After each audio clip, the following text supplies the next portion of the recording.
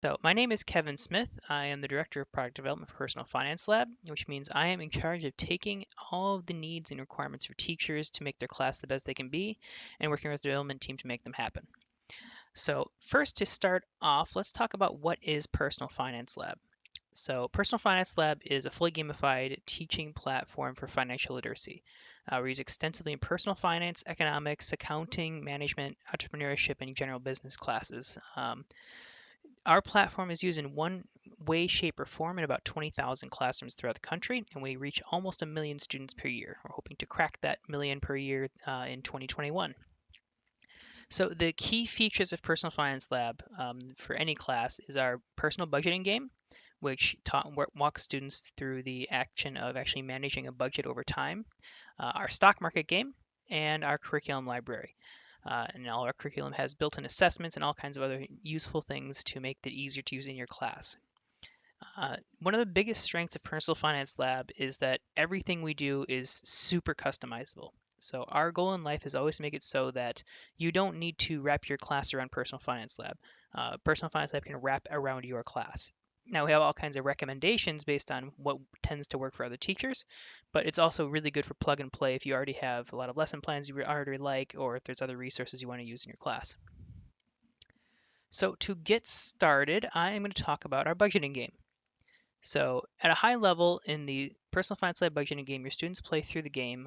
You can either have it set up where your students start out as a part-time student, so they're in college and they have a part-time job, or you can have it so that they just graduated from school and they're joining the full-time workforce. You can also have it both ways, where students start the game as a part-time college student and they graduate partway through the game and they get all kinds of new expenses and new bills once they actually enter their full-time job. So each month of the game takes about 15 minutes. So to give you a little bit of idea of how this actually looks, let me pull up a budget game that I already have set up. So here I am on PersonalFinanceLab.com, and when I go to play the budgeting game, this is what it looks like from a student's perspective. So I have the objectives that I'm setting out, which my teacher would have set for me. When I go to play the game, you can see I have a calendar layout because I'm going to be moving forward through time. So I play the game by rolling the dice. Oh, sorry, this is in my older classes. Let me switch to a newer one. Here we go. So in this scenario, I've already started my first month, and I'm going to be progressing through over time. So the first thing I do is I roll the dice to move forward. So every number on the die moves me forward a half a day through time.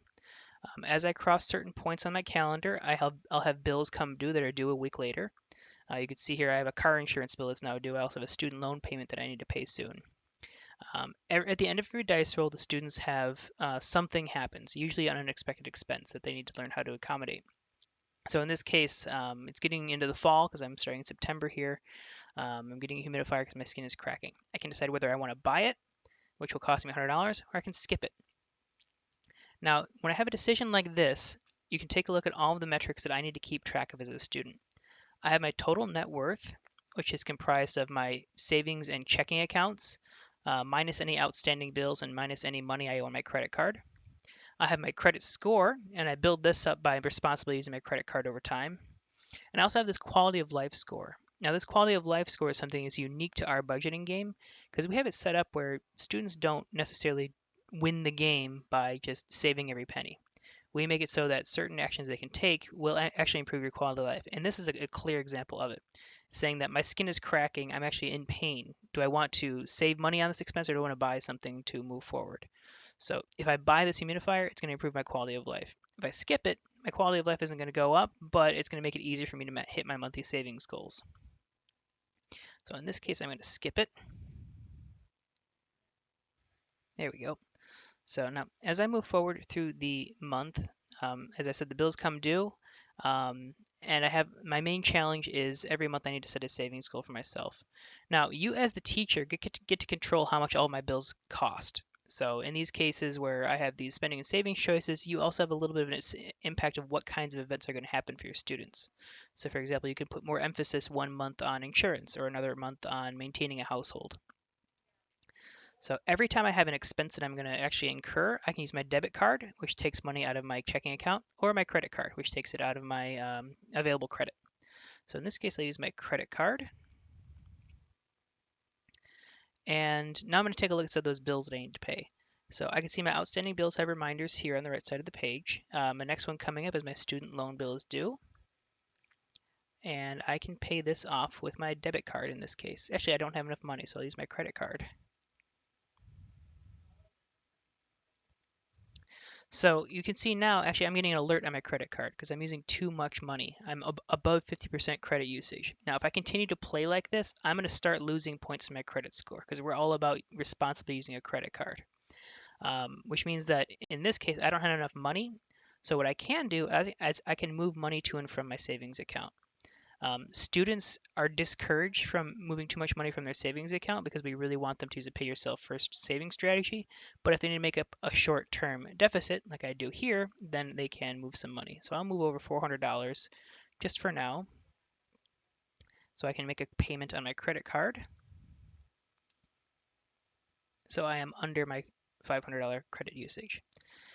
And then at the end of each week in the game, if the students are in part-time mode, or at the end of the every 2 weeks in full-time mode, the students get their paycheck.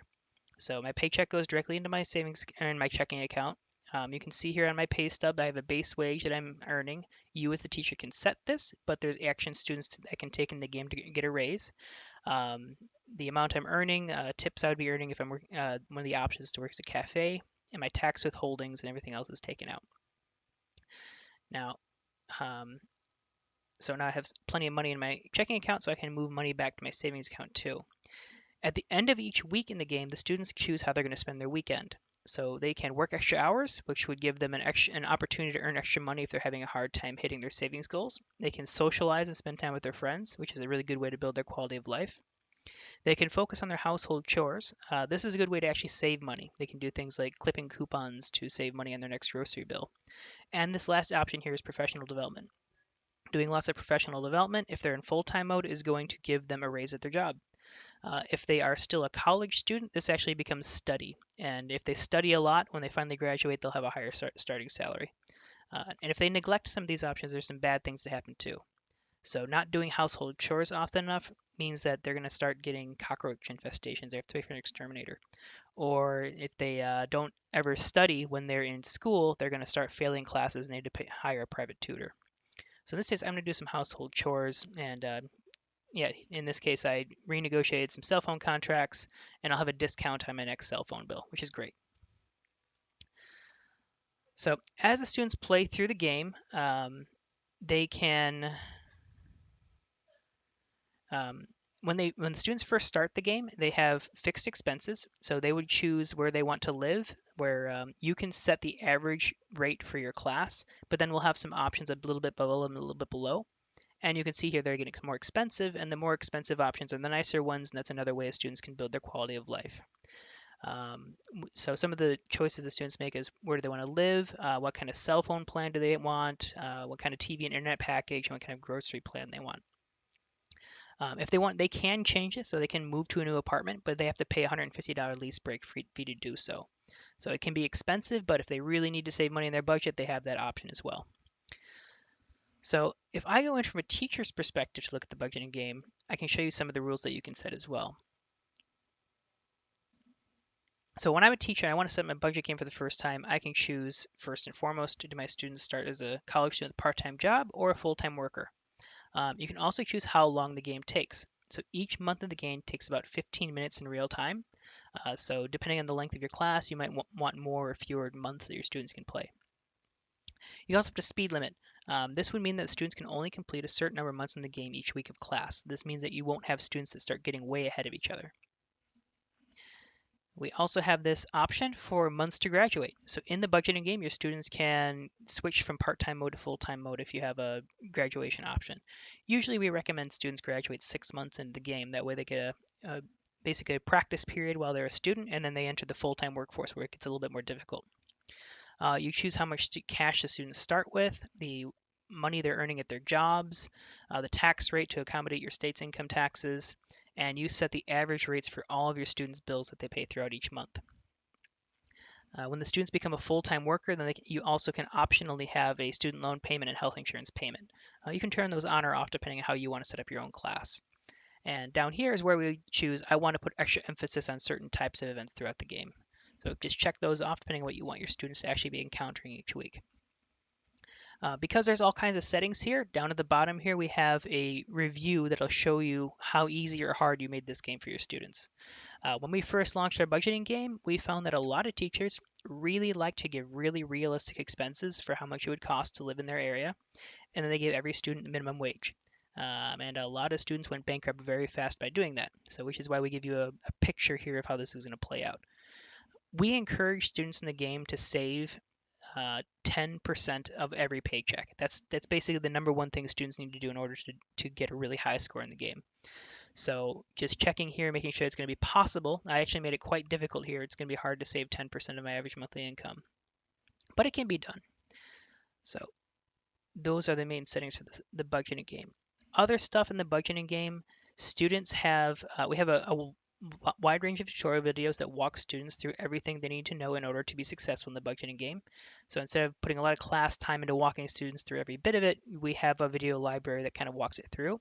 And as the teacher, you can require your students to actually watch these videos in order to start.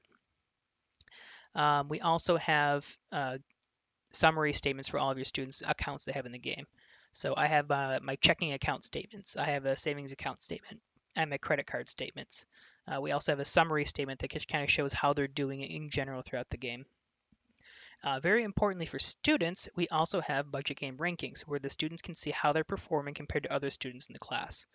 Based on the overall score, which is kind of everything put together, they can see who has the highest net worth, who has the highest credit scores, and who has the highest quality of life.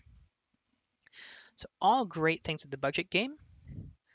Before I move on, does anyone have any questions on the budgeting game?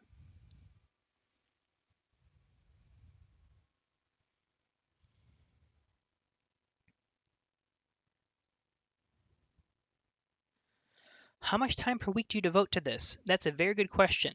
So typically speaking, most teachers in a 9-week to a 10-week class would put 1 month of the budget game each week. And then towards the end of the class, they would allow students to do more if they have extra time. So basically 20 to 30 minutes each week for a shorter class. For a longer class that lasts a full semester, it's usually 2 months per week of class. So that would go through the full 18 months of the budget game.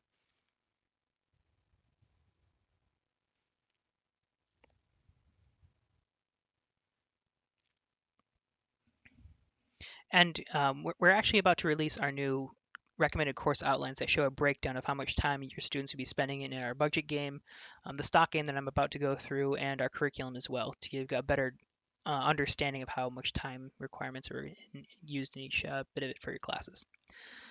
But next up, just so you understand the key objectives of the budgeting game, the first and foremost is hitting savings goals. Students at the beginning of each month of the budgeting game need to set a savings goal based on they can see how much money they're going to make, they're going to see their expenses, and they just set a goal. Students who set a savings goal of 10% or more of their income and hit it get a huge boost to their points each month. Students who set a smaller savings goal but still hit it get a smaller boost to their points. But if students hit a savings goal and they can't hit it, then we don't give them any bonus points at all. So it's really all about understanding how to set realistic savings goals and achieving them month after month. The second is building credit. So as I was showing you, I had my credit card and I was getting close to my credit limit and I was trying to manage it so I didn't lose points. Students build their credit score throughout the game by using their credit card responsibly. They need to use it, so they can't just ignore it because that's not how you build credit. But they also can't just start putting everything on credit and having it build up like crazy. And the last and not necessarily the most important one, but the most realistic one is improving the quality of life, where the students who, you know, they're hitting their savings goals, but they're also spending a little time and money on themselves. In real life, that's how it works. You can't save every penny. And so we do emphasize how that's important in the budget game itself. So by making wise purchasing decisions, the students can start building their quality of life. Next up is the stock game. So Personal Finance Lab has a real-time stock game built right in. We have stocks, ETFs, mutual funds, bonds, even cryptocurrencies. We have real-time rankings, graphs, research tools, and reports. So if I go back into my Personal Finance Lab account, I go up under Stock Game at the top. I'll just go to the stocks trading page to just give you an idea of what this looks like. Right here, you can see what's actually a tour. So Another thing that we do to help launch PFinLab in classes is make it so there's as little time you need to spend teaching your students how to use PFinLab as possible, and more time on actually getting to the learning aspects. So when your students come to the trading page for the first time, we actually have a tutorial that walks them through trading and what all the different pieces of the page are and how to place their orders. This is in addition to tutorial videos that you can require for your class. So I want to trade a share of Amazon stock. So I'm going to type Amazon and it will show me the ticker symbol that matches. I see the stock here. I'll put a quantity. I just want to buy one share. We color code everything to make it easy for students. A red color means this stock is down for the day, so it's losing money right now. A green one means it's making money today. So we have a chart here showing how it's been doing today, and I can also go to an advanced chart where I can get a little bit more detailed information. And your students can even use this chart to compare different stocks right on the trading page. If I scroll down the page a little bit, I get a little bit of information on who this company and what they do. Company news that talks about what is going on with this stock, why is the stock moving. Analyst ratings, so what's Wall Street saying about this stock. Historical prices going back all the way to its IPO. Financial statements, so income statements, balance sheets, cash flow statements going back 20 years, and a detailed quote with things like earnings per share, PE ratios, volume, and all kinds of other stuff. So depending on how detailed your class gets into in investing, there's more and more information here. But if you like to keep your class simple, we also have it so the students can interact with the stock game without having to dive in so deeply. Up at the top of the page here, we have our investing research too. Our investing research goes into even more detail. So we have stock screeners built into it. We have mutual fund reviews and quotes and what mutual funds are holding. SEC filings if you're actually doing a full finance course. Market summaries and market movers to help students get trading ideas. And there's really a lot in here. This is used all the way up through university level finance classes. If I want to look at my portfolios itself, we also make that very easy for students. So you can see here's the stocks that I'm holding. I can click the little plus sign and I can see, what is this company, what's their industry, some information about the stock. On the right side of the page here, I have a pie chart showing how my portfolio is broken down over time. I also have a portfolio value chart that'll show my portfolio over time. To make it a little bit easier for students, this is kind of a dry and boring way to look at a portfolio. They can also look at it as a series of charts. So here's my holdings. Again, the red ones I'm losing money, the green ones I'm making money. So that makes it a pretty easy way to just spot, how's my portfolio doing today, over the last 30 days, and how have the stocks I'm holding been doing for the last year. All of the stuff on Stock-Trak's stock game and the budget game is fully exportable, where your students can pull this data out into a spreadsheet or just export it straight to Google Drive. So we actually have lots of exercises built in for the stock game that utilize spreadsheets to understand how to calculate returns, how to build charts, and all kinds of other stuff. Now, as the teacher for the stock game, you have dozens of different settings you can do to customize it for your class. So when I pull up my portfolio simulation rules, some of the features here are the trading dates. So you choose when you want your classes to start and end. One important thing here is our weekly deposits. So a lot of other stock games will just have your students kind of start with $100,000 and play. But the way Personal Finance Lab works is you can do that, but we actually recommend starting your students off with less money, maybe $10,000 or $5,000.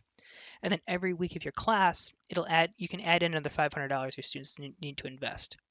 This makes it so the numbers are something a student can really wrap their head around rather than thinking that investing is just a rich man's game.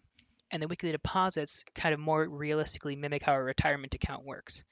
In the real world, they'd be making retirement contributions monthly, but your class is an accelerated pace, so we're going to do it weekly. So when your students sign in every Monday, they have a new piece of cash they need to invest, and they need to understand how to keep reinvesting in their portfolio. As a teacher, you can also say, can my students short sell? Can they day trade? We generally don't recommend day trading for most high school classes. Do you as a teacher want to appear in the challenge rankings? So we highly recommend teachers participate because that really drives up student engagement. They want to try to beat the teacher. Trade notes are also a really good one. Every time a student goes to actually make a trade, it'll prompt them to write why they're doing it. So you as the teacher can see what your students are thinking when they're making trades, and your students can refer to that later when they're making reports towards the end of the class. Minimum prices, can students see each other's trades, and some other settings. Stocks, ETFs, cryptocurrencies are popular in some classes. Other teachers don't want to touch them, so you can turn them on or off. Mutual funds, bonds. We even have several other security types or higher level finance classes. We also have different commission structures, so you can set how much students pay for each trade, diversification rules to really encourage a balanced portfolio in the classes. There's a bunch of different countries as well, so there's a lot you can do with the stock game in terms of making it really customizable for exactly what you want to do in your class. There's also dozens of reports just for the stock game, so you can see everything about your students' portfolios, backwards and forwards.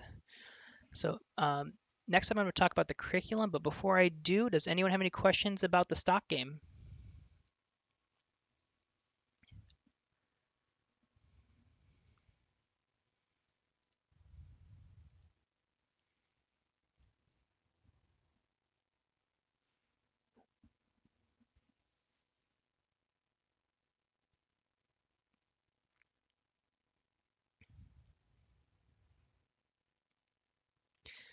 Well, no questions so far, so I will move on to our curriculum library. So Personal Finance Lab, in addition to our stock game and budget game, we have a curriculum library. We have over 300 lessons built in, aligned to both state and national standards. All of our lessons have built-in assessments and quizzes. We're about to release our new course outlines that kind of give you a recommended way to implement these in the class for the first time, but you can just customize it as much as you want for your class. So our curriculum is in what we call our assignments engine. So if I go here and I create an assignment for the first time, um, I have a list of all the stuff that I can choose. So the way we have this organized is these first 10 topics at the top here is if you're using the Stock Game and Personal Finance Lab, your students really will need to know these in order to be successful. So what is a stock and some tutorial videos walking them through how to use it. We also have some more intermediate stuff for the stock game before we get into our personal finance topics. In the personal finance library, there's about 80 different lessons. We have them sorted out based on the Jumpstart standard alignment, and you can pick and choose which topics you want to cover in your class each week. Now, at the end of each lesson, there's a pop quiz. So if I open up the credit cards lesson here, for example, the lessons are between 1,000 and 2,000 words. They're not very long. They're written at about an 8th grade reading level. And then towards the end of it, it has a pop quiz. So they're between 3 and 5 questions long. It's not designed to be tricky. It's just designed to test did the students read and understand what's going on here. Some of our other lessons include infographics and videos and little interactive mini games. There's all kinds of stuff that we have for students depending on to just keep it mixed up and not just text and images. You as the teacher can choose whether the students take this quiz once and it saves as a grade, or if they can take these quizzes multiple times to try to get a higher score. Basically, whether you want it to be graded or not. Beyond our personal finance lessons, we have our economics lessons. There's about 40 different topics in pure economics. Career prep, so how students can prepare themselves for the job market after school. Our accounting, management, and marketing lessons is our business curriculum. We have it divided up based on the BEA recommended national standards. Mathematics and spreadsheets, these are activities where students would pull data that they've generated in PFinLab, either from the budgeting game or their stock game, and start using it in spreadsheets to understand how to actually use some of those financial functions. We have our Investing 101 course. Now, Investing 101, instead of it being one article with one quiz, Investing 101 divides up investing topics into chapters. So on average, each chapter has about 10 lessons. The lessons are much shorter, between 250 and 500 words. And each chapter ends both with a short vocabulary quiz and a full exam that covers everything in the chapter. And you as the teacher can choose which of the two you want your students to complete. And then at the bottom here, you can also require your students to do certain things in the budget game and the stock game. So you can say, for example, this is the first week of the budgeting game. I want you to watch all the tutorial videos. I also want you to complete 1 month of the budgeting game. You can also say in the stock game, I want you to make your first 5 trades. So the assignments engine is going to track all of that stuff and then give you a report of how far each of your students are along with you, what you've asked them to do. You can have as many assignments in your class as you like. We generally recommend organizing them into weeks. So this is my week 1 assignment. I'll set this to end 1 week from today at midnight. And what else I can do is I can put a reward on it. So to encourage my students to finish this faster, I can say that when you finish this assignment, I'm going to give you an extra $500 to your stock game account. That way they have a little bit more incentive to finish this quickly. So once I create that, this is now available for my students. As soon as they log in on their student dashboard, let me switch over here. It's the first thing that pops up here. I have 7 days to finish it. And this is the stuff my teacher is expecting me to finish. The other things I can see on my dashboard here when I'm a student is my portfolio. So what are the stocks in my portfolio doing? My current progress in the budgeting game. Any messages my teacher can post to me, I can see here, and there's some snapshots of other things they've been doing in both the stock game and the budget game. Does anyone have any questions on the lessons or curriculum, or want me to go in a little bit more detail on it?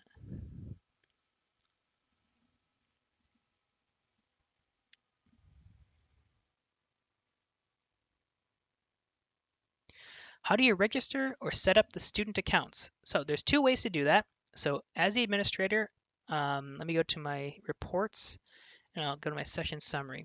So the first way you could do it is this link here. So when you first create your class, you'll get the system will give you this link, and you can give this to your students. This will prompt them to choose their own username and password and join them into your class. That's the way the vast majority of schools sign up their students. The other way is that you can use what's called our registration file. So in administration here, I can go to my registration file and it password resets. This is a very important report on our site. It's one that students use, or teachers use the most often, because this report will let you create new student accounts. So let's say my high school mascot is Knights, and I have 10 students. You can just say, give me 10 student accounts, and then our system will give you 10 student accounts. So I have 10 usernames and passwords I can distribute to my class. You can also from here edit the students' usernames. You can reset their passwords. So it's a very easy process to get your students back up and running if they ever find themselves unable to get into their class. Is there a limit to the number of students using the Personal Finance Lab? We do have a site license functionality where your school would be licensed to a certain number of students. The cost per student is either $10 each if the students are using the stock game or the budget game, or $15 each if they're using both. There are volume discounts if you have more than 50 students. So I think there's something a 5% discount if you have 50 students, up to a 60% discount if you have over 500 students.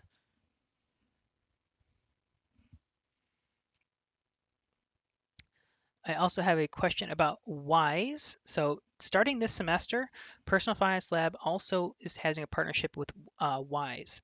So this is part of our badges and certificates section. So if you're not familiar, WISE is a nonprofit organization that offers a financial literacy certification for students. It requires a proctored exam, but you can sign up your class through Personal Finance Lab. So through WISE, you have the option of having your students sign up for both the pre-test and the post-test, where the pre-test would be like a practice test and they can see how well they're doing.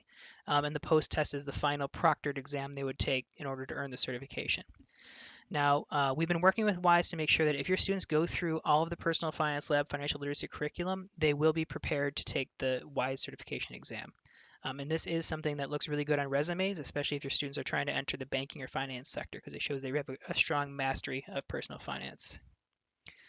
WISE or WISE? It's actually WISE, W-I-S, or W, let's see here, W-I-S-E is the way it is spelled. And that one is it's an industry recognized financial literacy certification. Now, WISE is in addition to Personal Finance Lab. If you do want your students to participate in WISE, there's an additional fee for that, but your school can sign up through our organization as well. In terms of badges, that's part of our gamification engine.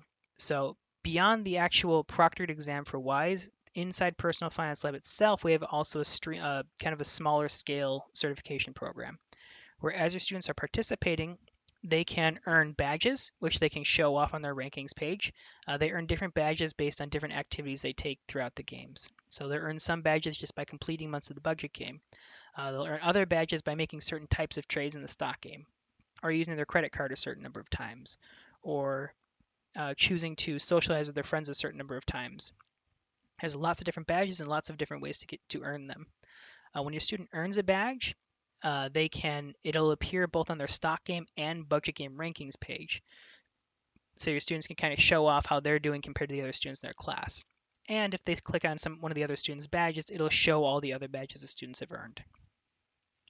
In the same vein, Personal Finance Lab itself has a certificates engine too, which is really just based on they're basically participation certificates, where if your student goes through the entire Personal Finance Lab financial literacy curriculum and they complete 12 months of the budgeting game, we'll give them a certificate of completion. Or if your students go through our entire Investing 101 curriculum and they start building their actual portfolio in the stock game, we'll give them a participation certificate for the Investing 101 course as well.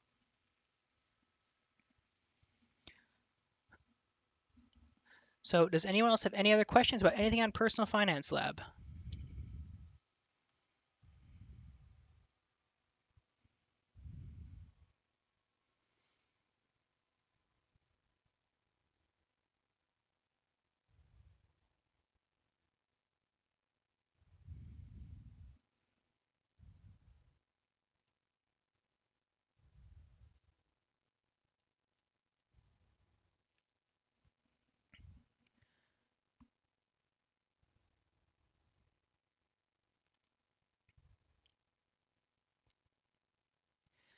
Well, I am not seeing any other questions come in. If you do have any questions, you can contact us at sales@personalfinancelab.com. My name is Kevin. You can reach me at kevin@personalfinancelab.com if you have a question for me directly. You can also learn more on our website, www.personalfinancelab.com, where we have some teacher tutorials. You can sign up for a teacher test drive to get a taste of it for yourself from a student's perspective, or request a quote so we can get your class signed up for this fall. So it was a pleasure speaking with everyone, and I suppose it is time to adjourn.